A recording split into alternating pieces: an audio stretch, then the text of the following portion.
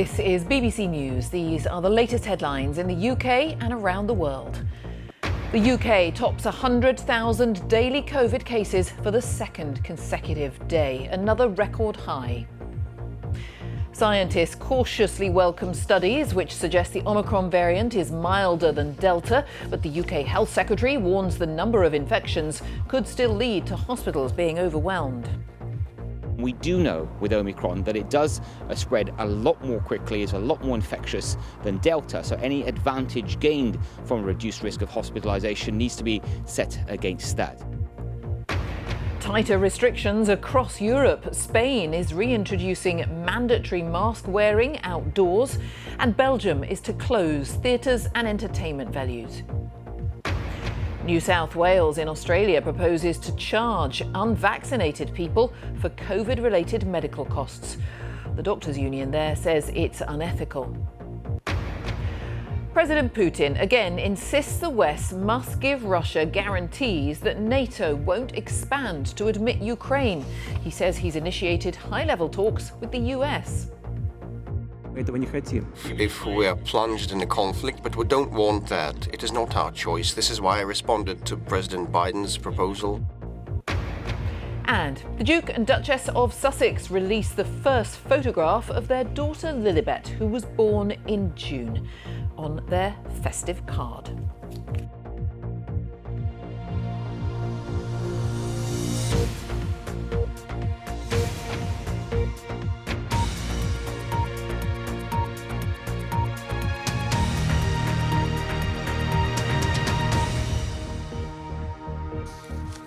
Hello and a very warm welcome, whether you're watching in the UK or around the world. I'm Jane Hill. The UK has again recorded its highest number of coronavirus cases since the pandemic began, nearly 120,000. It is the second consecutive day that the country has recorded more than 100,000 cases. The specific number is there, as you see, very nearly 120,000. But the government has said there will be no announcement about any new restrictions before Christmas. In Scotland, nightclubs have been told to close for at least 3 weeks from the 27th of December. And the rule of 6 in some hospitality venues is coming back into force in Wales on Boxing Day.